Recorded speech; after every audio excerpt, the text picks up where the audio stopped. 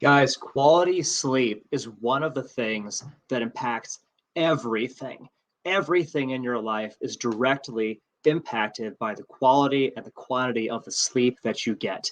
In this episode, I'm going to share with you guys not just one, not just two, but 16 tips and strategies that you can use to get better sleep tonight so that you wake up tomorrow feeling more rested, more energized. So you can go out there, look your best, feel your best, perform your best, and live your best life.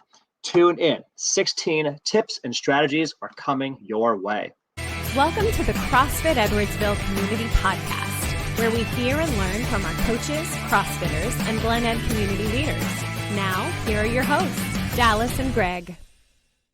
What is up, guys? I'm Coach G, one of the coaching team here at CrossFit Edwardsville. I'm very excited to share with you guys in this episode of the podcast 16 strategies that you can use for getting better sleep tonight, because it is indisputable. The scientific evidence is overwhelming and undeniable that the quality and the quantity of your sleep directly impacts the quality of your life. And you need to get your best sleep in order to live your best life. I'm here to help. Actually, when I was in grad school at WashU in the medical program, for me, I had a major focus on the impact of sleep on motor learning and how quality sleep impacted your performance. And so I'm very passionate about this topic. And in this episode, we're going to blast through 16 strategies to help you get the most out of your sleep performance. You can get the most out of your life performance. So let's get right down to it with number one. First, maintain a consistent sleep schedule. Try to go to bed and wake up at roughly the same time every day, even on weekends. Consistency really helps to regulate your body's internal clock. Your body will come to expect sleep at a certain time and makes it easier to hit the off switch and then hit the on switch at the right times. That's tip number one. Tip number two, create a comfortable sleep environment. You want to be sure that your bedroom is conducive to sleep. You want the room to be dark, quiet, at a comfortable temperature. A lot of people prefer temperatures to be cooler. You can have your thermostat set to the perfect temperature for you, and consider investing in a comfortable mattress and pillows. That will help as well. Point number three, limit exposure to screens. The blue light that's being thrown at your face by your cell phone, your tablet, computer can directly interfere with your sleep. If you can avoid screens for at least an hour before bedtime, your sleep quality and quantity can improve. Number four, establish a relaxing bedtime routine. Engaging in calming activities before bed like reading, taking a warm bath, practicing relaxation strategies and techniques like deep breathing, all of these can help you to get into the perfect state for optimal sleep. Number five, watch your diet, and not just for the obvious reasons either.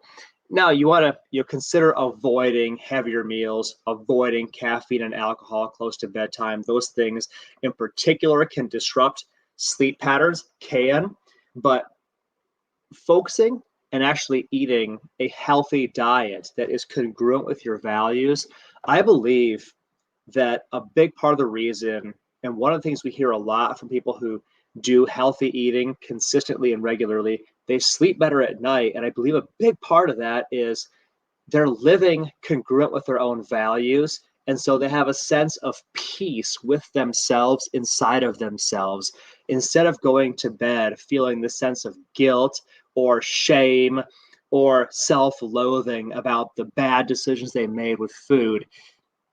Watch your diet. It matters. Let's go to point number six. Exercise hard and regularly. What do we mean about that? So regular physical activity can promote better sleep.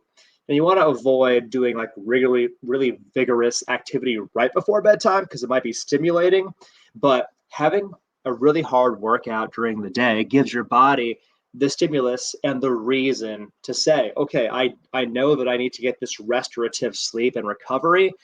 Time to hit the off switch. So exercising hard promotes good sleep. Point number 7, limit naps.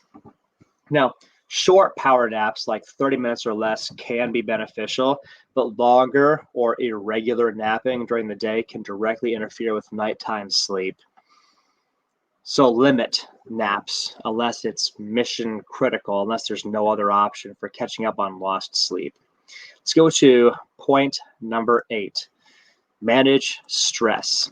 So, both stress and anxiety can make it difficult to fall asleep around bedtime. You may consider, adopting techniques like meditation, mindfulness, yoga. All of these can help you to bring stress and anxiety down so you can get into that relaxed state that is required for quality sleep. Number 9, create a pre-sleep ritual. Pre-sleep ritual. Like having a relaxing pre-sleep routine that signals to your body that it's time to wind down. It might include light stretching, might include journaling. One thing that helps for me is reading, old school reading, an actual book, which for me always has to be some sort of escapism, a fiction text of some sort. That helps me. Find what helps for you. That pre-sleep ritual can promote quality sleep. Number 10, limit fluid intake before bed. To avoid waking up in the middle of the night to use the bathroom, you may consider reducing your liquid intake in the evening or the latter half of the day. Now, that's not to say avoid being hydrated, because having quality, consistent water intake is directly helping you to achieve all of your health and fitness goals. Also, one thing that I do is I front load my water consumption to the first half of the day. I still do drink water later in the day, but I drink more of it in the first half of the day, and that helps to reduce overnight bathroom interruptions. Doesn't completely eliminate it, but it's helpful, and every little bit helps. Number 11, evaluate your mattress and your pillows. You want to make sure your mattress and pillows are comfortable and supportive. If they're old, they're worn down, you may consider replacing them. I hear this a lot from people that get on a new mattress. They didn't even realize how much the old mattress was compromising their sleep. The mattress, your pillows, the combination thereof really truly does matter in your sleep at night. So investigate that, look into that. Maybe that's part of your solution. All right, number 12, manage exposure to light, or to put it another way, the less light, the better. Exposure to natural light during the day helps to regulate your sleep-wake cycles, but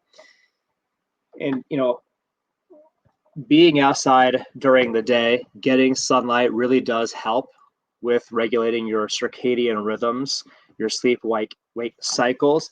But at night, the more blacked out your room can be, no ambient light from the windows, no light blinking on from your cell phone, no alarm clock light in the room, the blacker your room can be, the better your sleep will be. Consider that. Going to number 13, minimize noise. If noise is a problem, consider using earplugs or a white noise machine to block out disruptive sounds. I use the Infinite Storm app to play rain sounds or storm sounds on my phone overnight. And this is helpful. All white noise is helpful for sleeping at night because it raises the threshold of disturbance. The amount of noise that it takes to interrupt your sleep, it takes more to interrupt your sleep if you have a white noise maker going on. So consider using that as well. Point number 14, limit clock watching. Staring at the clock, calculating how much sleep you'll get if you fall asleep right now, between now and when you wake up in the morning, that can really create anxiety. If you've ever done that, you know it creates anxiety. Consider turning the clock away from view, or if it's your cell phone, leave it face down. Don't look at your phone, especially overnight. You should not be checking email and social media. That's going to really screw up your sleep and your peace of mind. Point number 15, Be very careful about what you consume. Some people are especially sensitive to caffeine and alcohol and can have very delayed effects of them. For me personally, my cutoff for anything stimulant, anything caffeine is 3 p.m.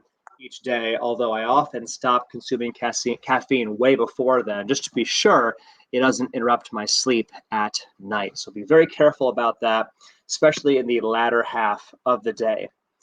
So that's point number 15. And then finally, point number 16. If you have persistent sleep problems or you suspect a sleep disorder, consider going to a healthcare professional or a sleep specialist to have a thorough evaluation and some guidance. Guys, sleep is one of those things that affects everything. The better your sleep, the better your quality of life, period. And we hope that the tips here in this episode of the podcast will help you to get better sleep. If you need a coach to help guide you along and help maybe give you more answers to what fitness and exercise, healthy eating, what does that look like for you? What's the right program for you? What's the right structure? What exercises? What reps? You might need some answers on your health, your fitness, in your journey of being your best self, looking good, feeling good, and performing at your best. If that's the case, look us up online, all the socials. When you're ready, go to CrossFitEdwardsville.com and book a no-sweat conversation with a coach so they can give you answers about what healthy eating looks like in your life and give you the most direct path to living your best life. Thank you for the gift of your time and your attention. We will see you guys in the next episode of the podcast.